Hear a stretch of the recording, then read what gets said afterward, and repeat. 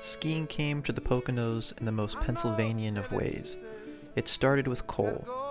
The Lehigh Coal and Navigation Company, responsible for much of the anthracite coal mining activity across northeast Pennsylvania, purchased 45,000 acres of land on top of the Pocono Plateau, where in 1941 company president Robert V. White founded the Split Rock Lodge as a company retreat on the shores of Lake Harmony, owing its name to a rock formation atop a nearby hill. The lodge would grow over the years into a four-season retreat for company workers and their families. It would include cottages and summer cabins. A beach and swimming area was built on the shores of the glacial lake, and only a year later in 1942, it sported two ski areas managed by the Split Rock Ski Club. One, the Hazard ski slope, would later be sold, becoming Big Boulder Mountain, which is still run today, and was one of the ski areas to pioneer the use of snowmaking in the 1950s. The other, Split Rock Ski Area, remained attached to the Split Rock Lodge. It would remain a typical hotel and family vacation resort operation, common in the Poconos, sporting two short slopes and a rope tow system, later replaced by a T-bar in the 1960s. A toboggan chute was added, and guests could take part in ice skating or snowmobiling. Through the 1960s and 1970s, Split Rock would become a popular destination for thousands of vacationing families from the nearby New York and Philadelphia metro areas. The push for expansion grew through the 1980s. As neighboring Big Boulder and Jack Frost Mountains expanded terrain and installed modern lift systems, Split Rock began to look antiquated in comparison. Finally, in 1983, a chairlift was installed, terminating next to the namesake Split Rock. However, even with this terrain expansion, the ski area remains significantly smaller than its neighbors. Despite its venerable history, Split Rock Ski Area was becoming a financial liability and could no longer compete with larger ski areas in the Poconos. At the end of the 2003-2004 season, the decision was finally made to close the ski area after 62 years of operation.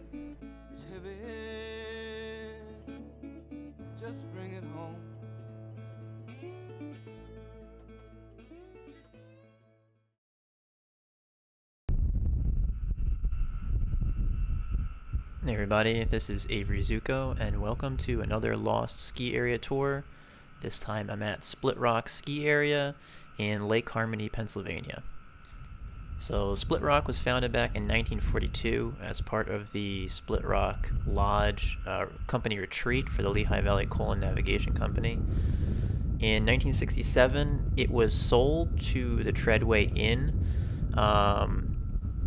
The coal company had been losing money for quite some time, and they were divesting themselves of stuff that they couldn't afford to maintain anymore. After Treadway Inn took over, the lodge, the historic Split Rock Lodge, burned down. Well, not burned down, but there was a fire in 1970, and then it was sold to Pocono Recreation Incorporated in 1971, and then 10 years later, it was sold to Vacation Charters Ltd. In 1981. And that's when most of the modernization and expansion was done in the 80s. So most of what you're seeing on the mountain here, this is all on the right is all the expanded terrain.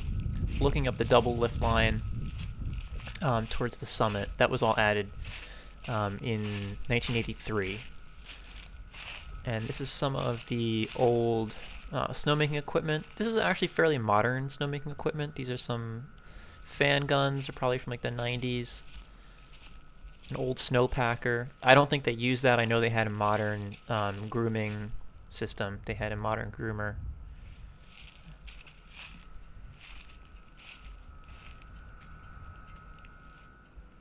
I'm not sure if they use these for sledding or something now, but they're just sitting here unused. So this is the old side of the hill. I kind of walked up and then I walked back down. This is on the original side of the ski area that was cut back in the 40s. This is the T-bar. This is the drive bottom terminal for the T-bar.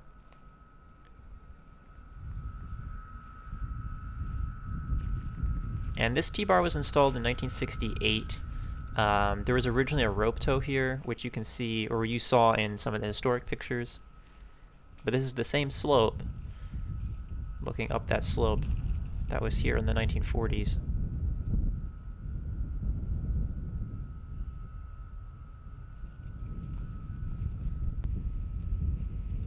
And this isn't the original T-bar either. There was actually a Roebling T-bar installed here in 1963, along with a J-bar.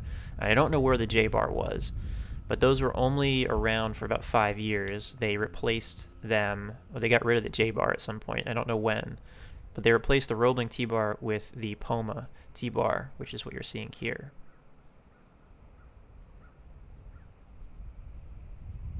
So I'm not sure if there was a problem with that T-bar or what. They replaced it after only 5 years. And this is the top of the, what would basically be the beginner slope, or became the beginner slope. Really, the whole ski area is a beginner slope. The hill that it's situated on, there isn't really any steep pitches anywhere, so it's all pretty mellow and pretty easy. So this would have been the top of the T-bar. This was the unload area for the T-bar.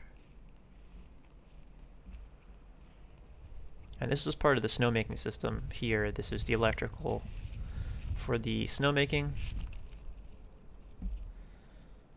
And this is one of the hydrants, one of the snowmaking hydrants. The snowmaking system, I think, is fairly modern. I don't know when it was updated, but I imagine sometime in the 80s when they expanded, they would have modernized the snowmaking system. This was the lift attendance shack for the T-bar.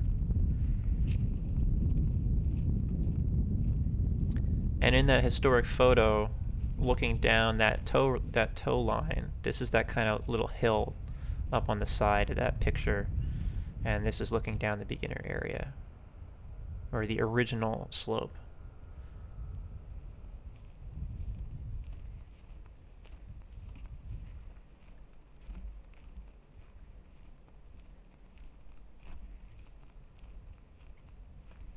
And the ski area existed like this, with just a slope, a couple little trails that were cut off to the side of it. I think there was another trail off on the right there that went down, and there was also a toboggan chute.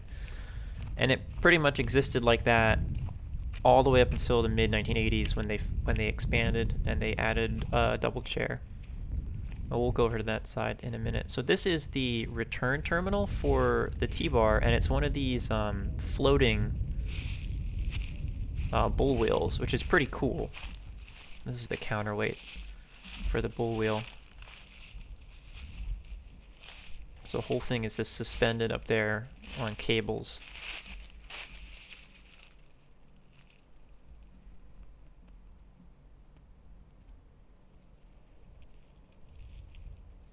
And it kind of seems dangerous to just let this thing decay, where you have this haul line under a lot of tension. But I don't know. Okay, so this is walking up towards the top of the double chair from the T-bar is behind me now. And these are some of the trails that were off on the right here that you got to off of the double chair. And none of them are, again, none of them are particularly steep. They did label one of them as advanced, but that's a relative advanced.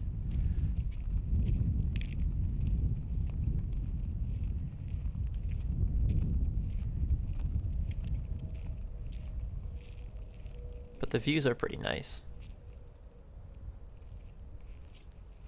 And there's a lot of a natural evergreen growth up top also, which would have been nice for retaining snow. Now, I've seen sort of conflicting reports about whether this place was lit, whatever.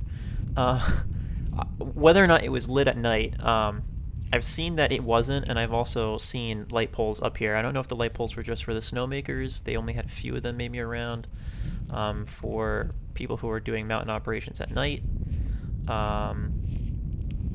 Or if they did add lights later and they did have night skiing later on in their operation. I'm not 100% sure on that.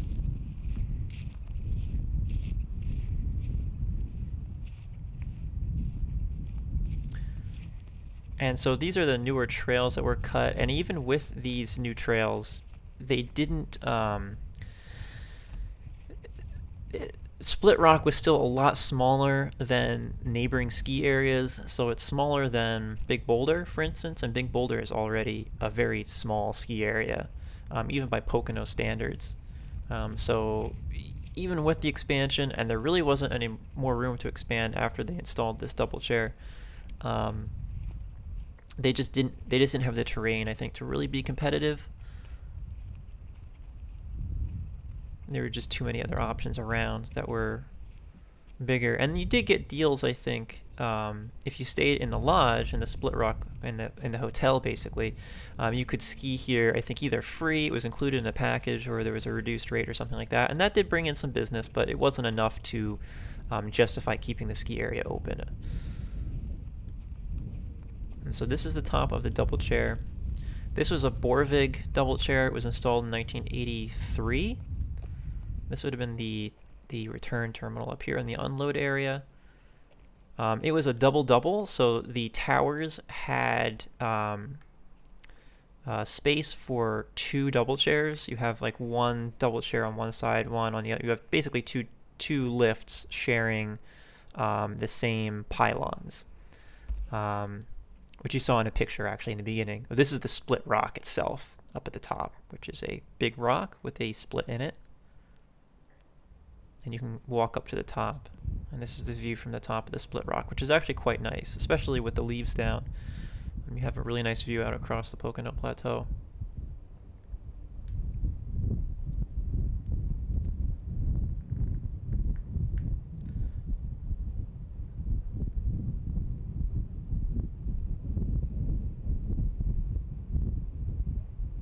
And you're looking northeast from the top here.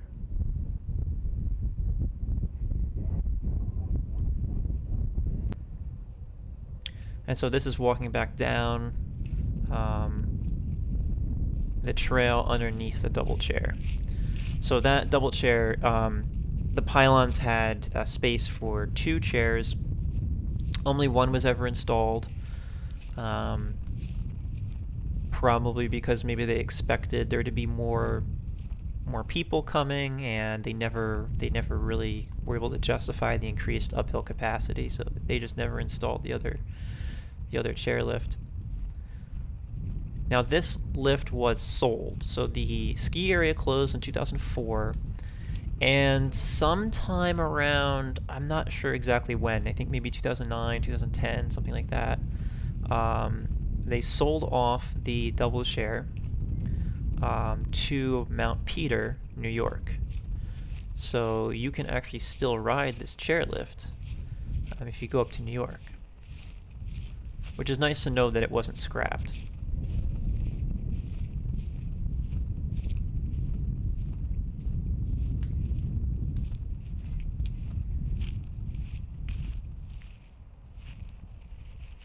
And there's just some cable, I'm not sure what that was from. This is one of the footings for the chairlift from one of the towers. And as you can see going down the lift line, it's really not steep at all. It's a very mellow grade.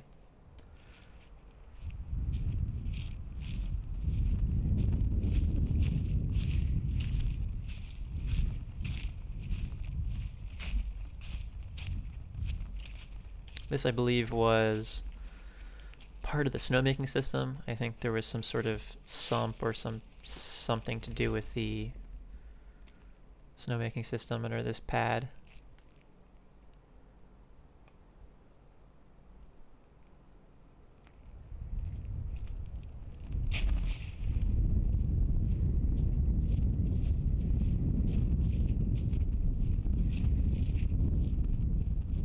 And all the slopes are really cleared.